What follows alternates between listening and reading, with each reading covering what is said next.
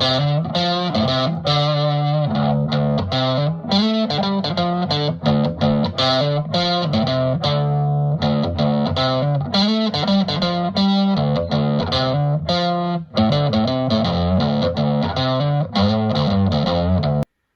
everyone, it's Ed from Six String Supplies. Today we're going to be doing a bit of a mini tutorial on how to convert a standard log taper pot into a no-load tone pot.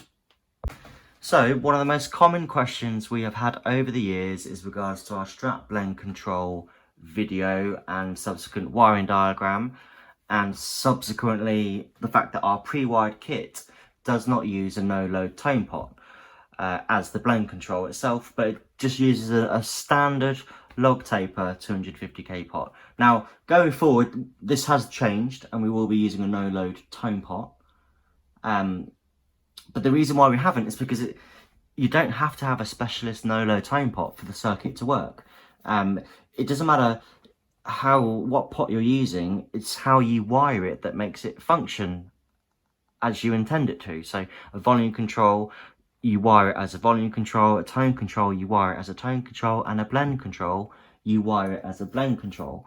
The real advantage to using a no-load tone pot, and the reason why pretty much every diagram online, including ours as of now, you just flash it on the screen there, the reason they use a no-load tone pot is quite simply because obviously when it's fully open at 10, it takes the pot and the load out of the circuit.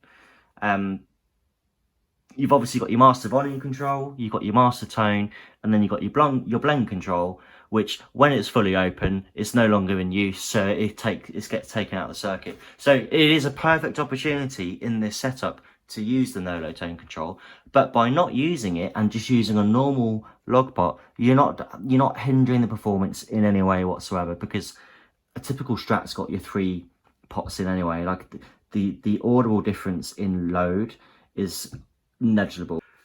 Right, so I'm using a standard CTS log audio taper pot. We need to take it apart so that we can work on the track on the inside. So generally with most pots, or definitely CTS, they'll have these 4 corner tabs here that are bent over, and that's what's essentially holding the top and the bottom of the pot together.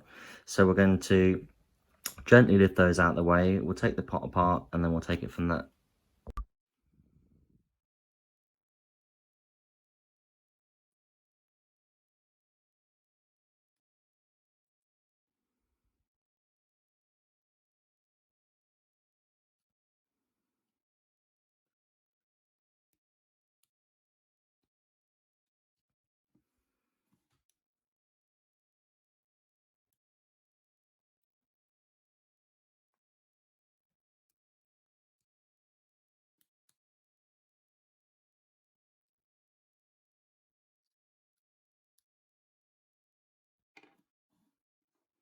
Okay, so when you've done that, it will start to spring up a bit like that. You can easily push it back down. So we're just going to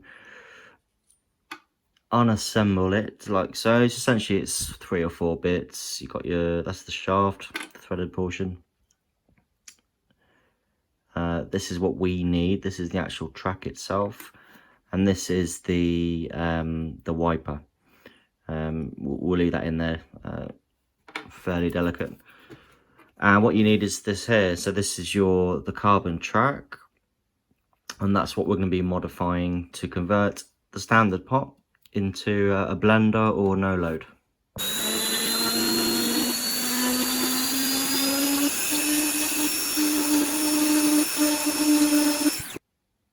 Just like that. So you'll see we've removed about 3 mil of track there just to disconnect the end to the rest of the track. So the idea being that as you're rotating, where is it? As the wiper is rotating over it, when it gets to the end, there's no track, and therefore it won't be able to give a reading. And the idea being you do that when the pot's all the way at the full end at 10. It's essentially how a no-load tone pot works. So when it's all the way open, it takes no readings given, it's taken the load out of the circuit. So next, you need to test you've done it right. So we're just going to reassemble it. exactly the same way that we took it apart. Really quite simple. So we're just going to pop that back in like so. Make sure it's flat and tight, and we're going to put the top plate back on, and then we're just going to clamp, bend the tabs back over, reassemble it. It's as good as new, and then we'll just get the multimeter out.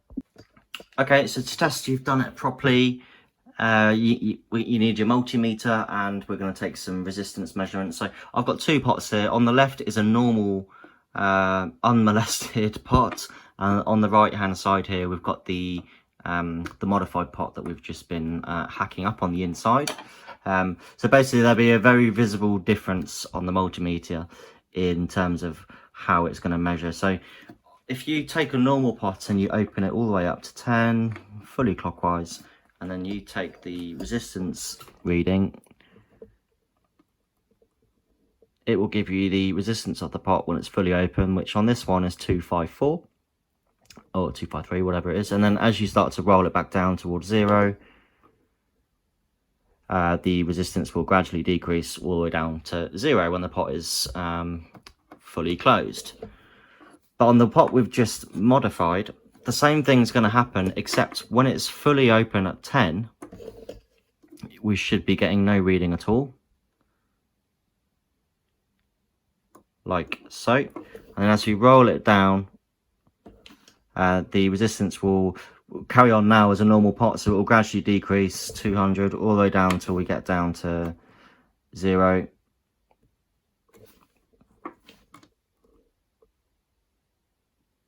Like so. But then if we go back up to the top and let's try and get it on what would be 9, you should get fairly close to the original reading. So this pot was around, it was about 260.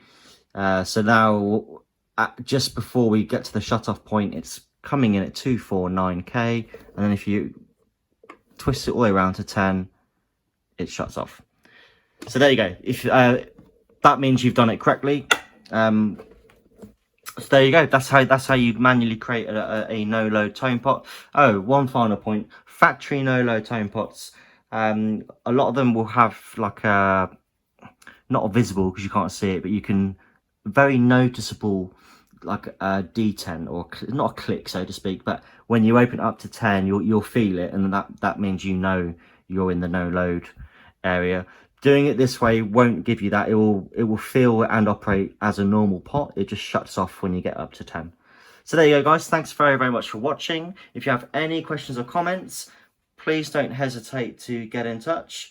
And that will do until next time.